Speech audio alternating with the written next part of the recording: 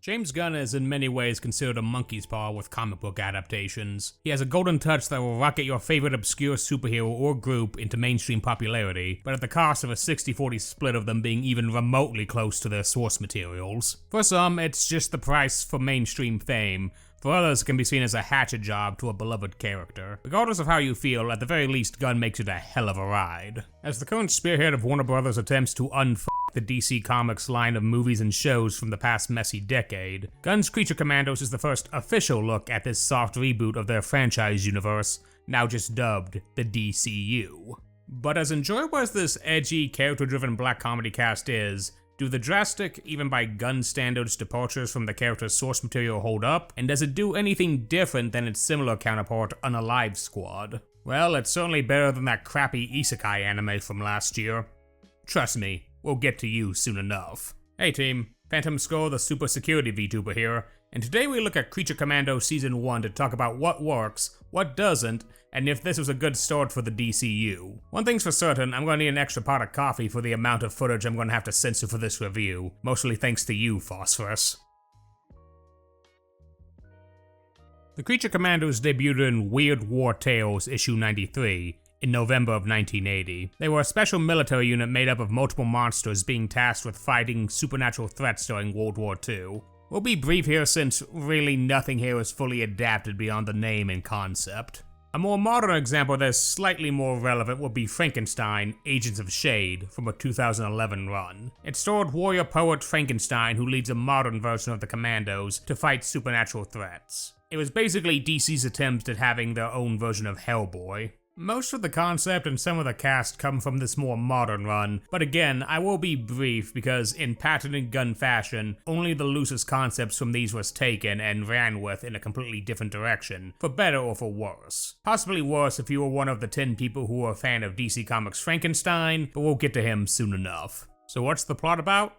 Now stop me if you've heard this one before. Amanda Waller assembles a team of supervillains and vaguely charged convicts into a Black Ops team to save the day, in America's best interests, in a fictional foreign country. Oh, but this time the operatives are all monsters. Yeah, there's no getting around the fact that this is just Unalive Squad again, but with the gimmick of Waller legally can't use human prisoners anymore due to the events of Peacemaker Season 1, which is conveniently still canon to this new continuity, so she loopholes using non-human prisoners. Which still doesn't track since 2 of them were both humans turned lab accidents, but I digress. So Rick Flag Sr., the late Rick Flag Jr.'s dad, leads the team to the fictional country of Pokolistan to protect the country's princess from Cersei and her strangely specific red-pilled dude bro militia, while the dysfunctional super convict team tries to work together while slowly spilling about their tragic backstories and growing into becoming a team. I'm beginning to see a pattern with Gunn's superhero writing. I'll get this off my chest that I'm getting a little tired of how every new DC product lately has either been a black comedy or overtly dark. Like, I don't have superhero fatigue, I have edge fatigue. Don't get me wrong, there's nothing wrong with edgy content by itself, and even with my issues, I still found enjoyment with the show, but good God, My Adventure with Superman Season 3 can't come sooner to clean my palate. I wasn't joking when I said I'd need to censor a lot of the footage for this show for YouTube. It's honestly even more graphic than the Harley Quinn or Kite Man cartoons. Like, holy hell do the animators go into detail with the kills, and there was a lot of killing, mostly thanks to the jolly green skeleton here. Speaking of, good segue to talk about the animation studios for this show, Bobby Pills and Studio I Am. You might recognize Bobby Pills if you watched Captain Laserhawk, a Blood Dragon remix. Not gonna lie, I dig the hyper-violent anime-askew style. Love the character designs, and the fight scenes just go hard. As far as the main cast, you've got a hodgepodge of comedic sociopathic protagonists who are pretty par the course for a James Gunn, but he doesn't need to worry about Disney restrictions production. I'll go over them briefly, but we'll cover more intimate details about them in the spoiler half of this video. Starting off, we got this, take it away, Eric. Dilfy piece of shit. Thanks. The leader of the Commandos, General Rick Flag Sr., voiced by Frank Grillo, he has the exact same role as his deceased son, being the Argus operative assigned to lead the team. Like Junior, he's meant to be the supposed more moralistic government character in comparison to Waller. When it comes to things not involving pretty blondes half his age, but we'll get to that. Alongside him are the non-human-ish prisoners of Belle Reve who now form Waller's Task Force M. We got the Bride, voiced by Indira Varma, and functionally the closest thing to a main character in this ensemble cast. The second creation of Dr. Frankenstein, this immortal anti-hero is the surly muscle of the group who, despite her misanthropic attitude, cares about a select few people more than she'd like to admit. The tsundere is strong with this one. Then we got Dr. Phosphorus, a once brilliant scientist turned to a monster by his own invention. Do you have the slightest idea how little that narrows it down? Oh, and despite similarities, does not have any connection to Batman Beyond's Blight. Beyond inspiring him, I mean. Okay, I'm sorry, I had to make that pun. Voiced by Alan Tudyk, the sociopathic walking Chernobyl is the team's powerhouse and, honestly, 70% of the reason the team made it as far as they did in Season 1. He's a sarcastic, on the surface, friendly, but ruthless man who commits some of the worst actions performed by this morally gray, more so black, task force. Then we got the all-American killing machine, G.I. Robot. Voiced by Sean Gunn, this antique from World War II came to chew bubblegum and kill fascists. And, well, he can't eat since he's a robot, so guess what he does a lot of? In spite of his one-tracked mind obsession of gunning down World War II German soldiers like he's in a Tarantino movie, he does have a docile side, especially shown with his friendship with Nina. Also voiced by Sean Gunn, if you want to call it that. We got Weasel making his comeback after surviving the Koto Maltese op in Gunn's Unalive Squad, which is also still canon. This half-rabid looking oddball is more or less the team's comic relief, but he's given a lot more depth this time around, particularly when we go into his backstory. Also rounding out this Lupo squad is Nina Mazursky. Voiced by Zoe Chow, she's a fish lady who, outside of being a really good swimmer, strangely does not have any combat abilities for someone locked up in a prison made for metahumans, but we'll get to that soon enough. She's the most amicable and human of the squad beyond Flag Sr., usually trying, and failing, to keep her team's hyper-violent tendencies in check. The plot starts off rather simple. A supervillain and her minions are attacking Pokolistan for currently unknown reasons and are weirdly getting overwhelmed by a literal incel militia. This is despite having a functioning military and power-armored royal knights, which will make revelations later this season all the more bizarre. However, America recently made deals to access Pokolistan's untapped oil resources, so Uncle Sam isn't too happy about a Greek witch and her simp army f***ing with their freedom juice, and sends in Waller's monsters to deal with them. So the team is sent to protect the current ruler of the country, Princess Alana Rostovic. Voiced by Maria Bakalova, she's an original character made for the show, so no comic book spoilers here, fellas. She initially comes off as a pretty standard, kind, and fair ruler with an appreciation for, older vintages, so to speak. So the team gears up to deal with Cersei and the Sons of Themyscira, while grappling with their collective trauma and issues, but soon find themselves in a convoluted conspiracy not knowing who or what to trust. And Frankenstein is here too, but we'll get to him. However, the story quickly spirals out of control and turns into quite a mess past episode 3. I'll get through my non-spoiler thoughts before we dive deep into my issues with Season 1's plot. Right off the bat, I will repeat that I find the fact that they're simply redoing the Unalive Squad formula with the Commandos was just wasted opportunity. Beyond the fact that I'm just done with the super convict Black Ops anti-hero stuff, it's the Creature Commandos. Their entire gimmick was being supernatural monsters fighting the weirder threats of the DC universe. I honestly feel the show would have been better if they did lean more into a Hellboy-styled concept, but what we got isn't the worst. I think it would have been funnier if the villains turned out to be Nazi vampires. I know GI would have been excited to gun down undead fascists. That being said, the Commandos at least check off the boxes for the team's gimmick, with each representing a classic Hollywood monster trope. The Bride is, well, the Bride of Frankenstein, so no shocker there. Nina is a female creature from the Black Lagoon. G.I. Robot is the killer robot seen in plenty of old sci-fi horror movies. Phosphorus is the creature feature scientist turned into a monster rep. And Weasel is basically the drugged out trailer park stand-in for a werewolf. As far as Pokolistan, it's an alright setting. It continues DC's proud legacy of making fictional country stand-ins for them to make their own lore and avoid uncomfortable talks about real-life geopolitical issues. One thing I did appreciate was how show-don't-tell focused the world building was. Like, they don't need to explain every single fantastical concept, like why the Royal Knights have power armor. This is a world of superheroes, magic, and sci-fi, so of course they're gonna have this kind of stuff. As far as the initial villains of the season, Cersei is such a weird choice. Besides another case of Wonder Woman villains being used in everything but a Wonder Woman story, she's just there to be a red herring threat, and basically forgotten about after episode 4. Also, it is rather depressing to see one of Wonder Woman's heavy hitters getting bodied by freaking Weasel of all people. As for her minions, the Sons of Themyscira, I dislike these guys for a different reason.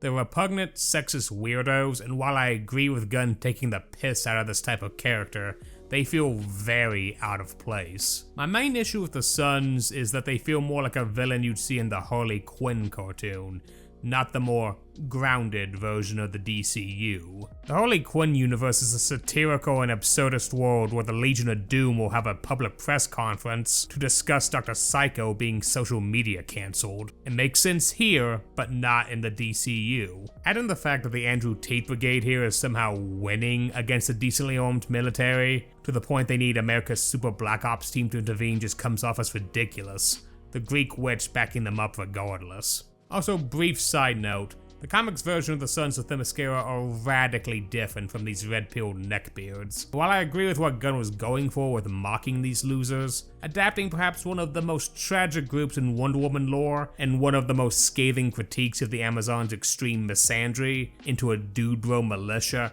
really feels tone deaf as hell, and one of the few things I couldn't stand about this season. In general, Gunn seems to have been allowed to go ham with Creature Commandos due to how obscure a property they are, since you end up seeing a lot of, shall we say, political commentary interwoven into the plot. Respecting women and not underestimating them or their autonomy is a heavily focused on topic. Between the show's version of the Sons, the bride and Nina's time at the Pokolistani Gentlemen's Club, everything involving Frankenstein, or Rick Flag Sr.'s insistence on treating Alana like a helpless princess he needs to rescue, biting him in the ass hard, Gunn definitely wanted to make sure he got his point across. Also, seeing as half of the Commandos' sad backstories also involve trigger-happy cops making everything worse, he definitely has something to say about Johnny Law, but we'll leave it at that. One last note before we get into spoilers, but let's talk music. As usual, Gunn has fantastic music to accommodate and even help tell the stories and vibes of our characters.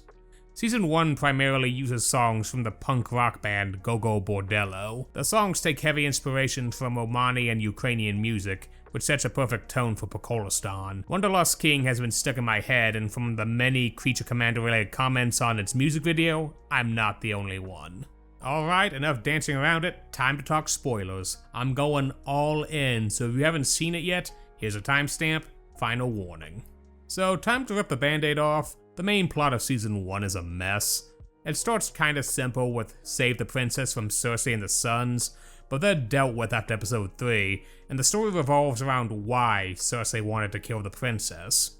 After Cersei is detained, she shows Waller a premonition of the future showing the princess and her tinfoil knights, who, again, were losing battles to the Gamergate PMC here, starting World War III, somehow kill all of the DCU's heroes, and start committing mass murder. Also, Gorilla Grodd is here. Don't ask why, nobody else in the show does either.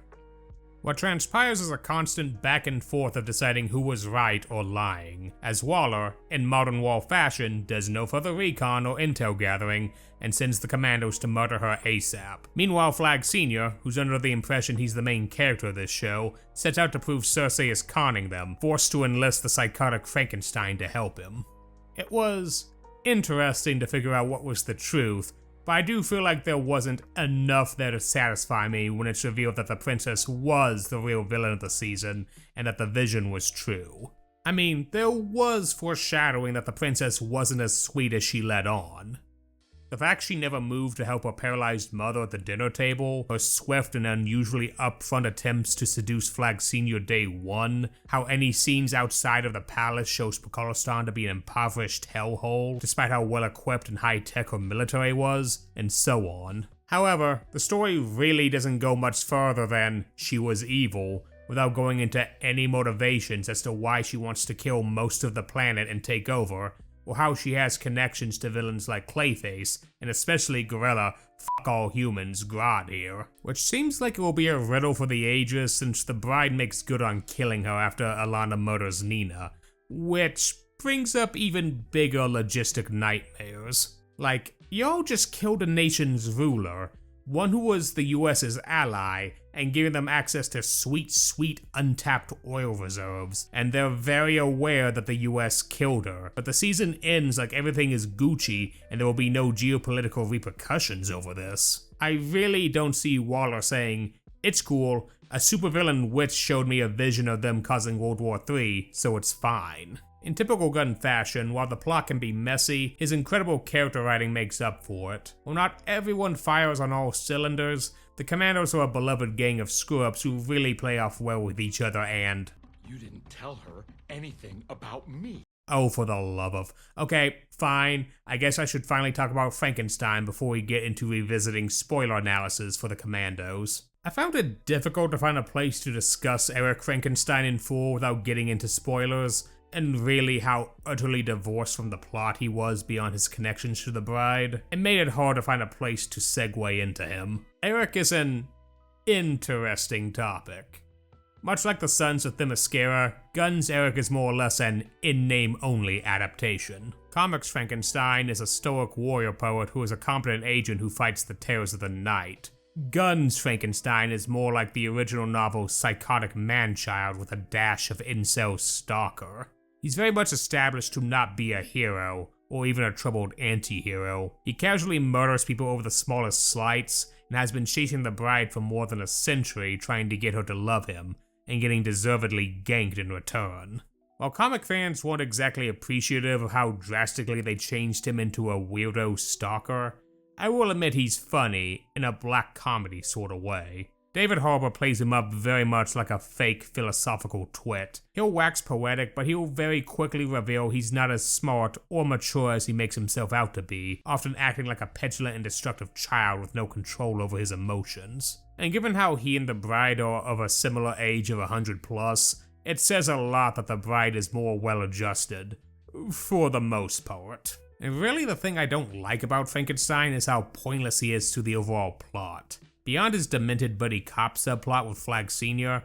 and finding the bride, he has no reason to be in the story, and is very quickly taken out of it by the finale without much payoff. And much like the Sons, while I appreciate the messaging behind this version, I do think it was a poor choice for Frankenstein since he was considered a core member of the modern version of the Commandos, and was reduced to this. Hopefully he'll have more to do in Season 2 that won't make him feel so pointless. Speaking of pointless characters, let's circle back to Daddy Flag. I wasn't joking when I said he was just a horny or carbon copy of his son.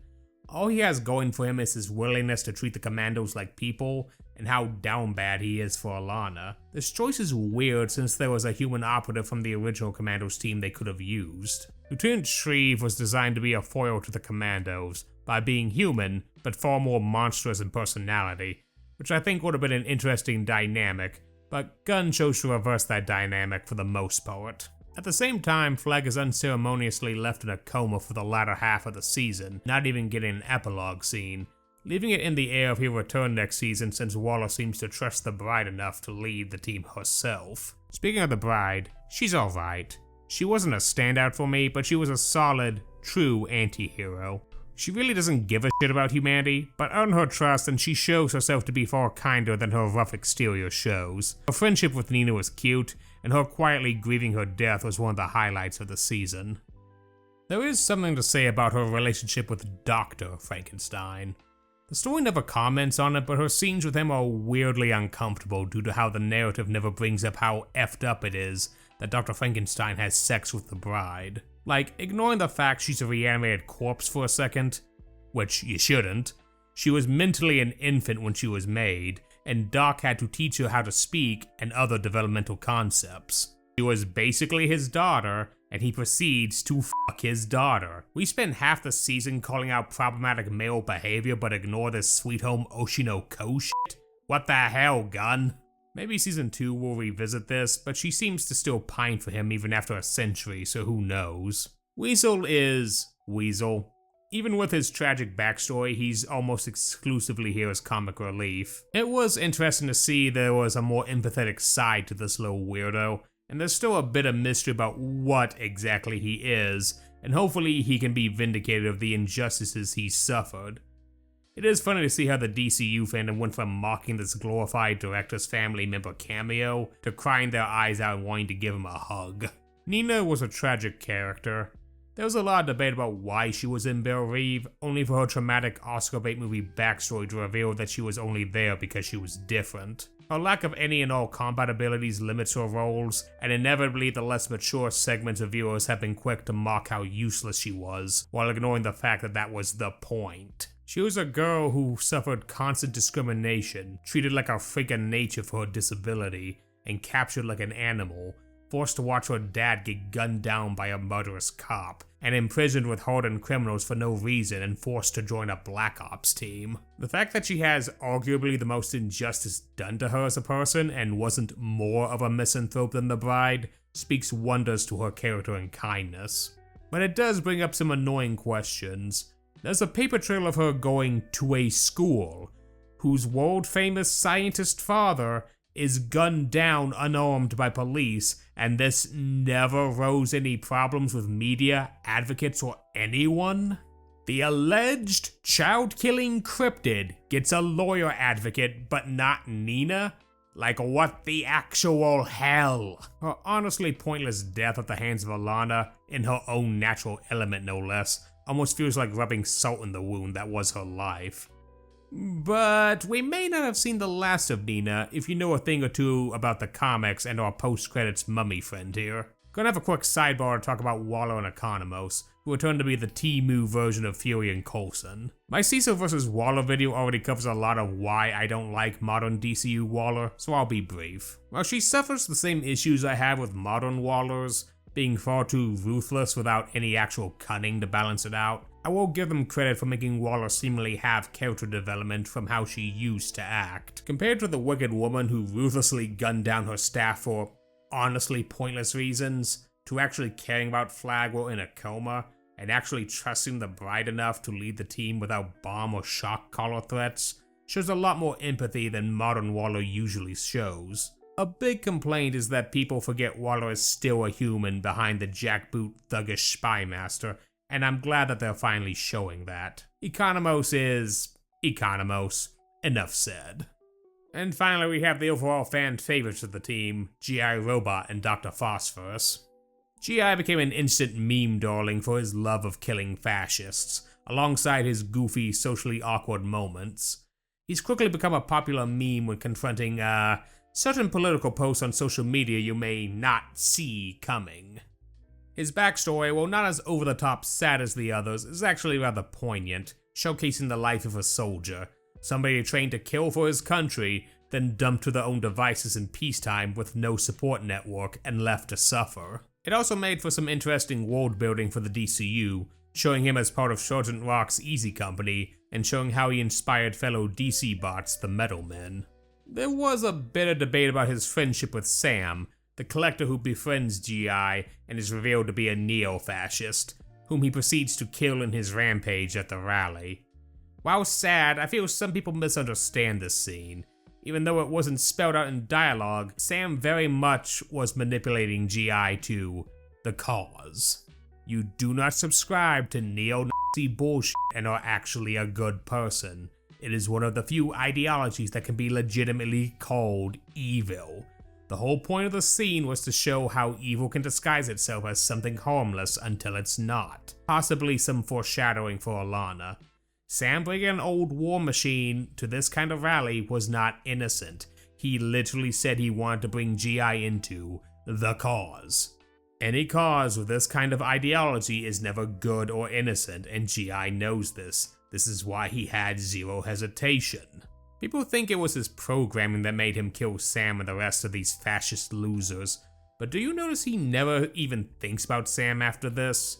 G.I., despite his limited emotions and consciousness, he is capable of self-awareness and his own feelings like Dr. Magnus surmises. He still fondly remembers his friends in Easy Company, and he does care about Nina outside of his fascist-killing obsession. And if you look back on his dialogue before the killing spree, when he says, "Oh boy, Nazis," he almost sounds depressed or honestly disappointed to find out that Sam was a Nazi. His actions at the rally massacre weren't his programming overriding him. That was a conscious decision on his part. He saw an evil he was made to destroy and he took it out. He had to pay the price for it by going to Belle Reve, but it was his choice. I'm glad G.I. came back, but God, I hope they retcon this boring Hulkbuster design next season. Mr. Gunn, please, you cooked so hard with his initial design. Go back! Go back! Dr. Phosphorus is definitely the most interesting of the Commandos. Unlike the others in the team who were either framed for their crimes or simply a rough anti-hero, Phosphorus was the only true supervillain on the team, having a past as a Gotham crime lord and a high body count. His horrific backstory with the loss of his family, how his well-intended but foolish actions doomed them, and his grindhouse horror movie revenge against Thorn and his men, alongside him going all in on supervillainy to mask his pain, is considered the signature scene of Season 1. He's a funny, sarcastic, and interesting villain with layers, but they never forget to remind you that Phosphorus is a monster, and why he ends up being the best of the cast. Like, think back to episode 1 when he said this. Child killer, thou. Not a great look. This is some of the subtle writing that I love since it leaves so much open to interpretation. Was he just trying to be sarcastic, or was he dunking on himself? I mean, yeah, he chooses not to kill the Pakistani girl who sees him when he's on the run, but remember, his flashbacks shows that he is capable of hurting kids, so he wasn't joking when he was seriously considering silencing her. Does he regret killing Thorn's kids during his vengeful rampage? That's left for us to decide amongst ourselves. What is certain, despite his sarcasm and bravado, Phosphorus is a deeply traumatized man who hates himself and hides behind his sociopathic supervillain guise to mask that pain. He isn't a monster because of what he became, he's a monster because of who he became. It looks like I'm smiling too. But I'm not. All in all, Creature Commandos Season 1 was a mess, and the drastic changes to certain characters are sure to piss off some segments of comics fans. But the characters were fun, and all in all, this was an interesting first swing into the new DCU. Not everything works, and I think its plot could have used 2 to 3 more episodes to better let the story breathe, but what we got left me at least willing to come back for Season 2 to see what hopefully more supernatural adventures are in store. And I guess I'll see you there too, Incel Stein. Maybe you'll be relevant next season. Thanks for watching. Hey, thanks for checking out my video. Fun fact, this was supposed to be my debut video, but awful audio issues forced me to re-record it and kinda just put it on the shelf until I got a proper new mic, since I wanted my first long video to have proper audio. While my channel is still young, I consider this video a milestone for the channel with improvements to my editing, format, and audio, alongside the recent surge in new subscribers, so I got a lot of people I want to thank and shout out. Links below for all their channels and socials. First off, I want to thank my model artist Yue Yen. She's a wonderful VTuber artist, and I recommend her for any VTuber or PNG tuber work. I also want to thank my best pal No Limit 3020. They were a big help in helping me pick out my new mic and also helped me with proofreading some of my scripts. They're an awesome variety streamer on the Purple site, and I recommend you go check them out. Also gotta shout out my friends Zokoi and Crazy Moon Gaming, who helped me in the early stages of getting my old mic to a somewhat passable degree until I could afford my current mic. And of course, I want to thank all of you for helping me grow this silly nerd essay channel. Be sure to leave a like and a comment with your opinions on Creature Commandos. I'd love to have more folks to talk about this show with. Thanks again, I'll see y'all next time.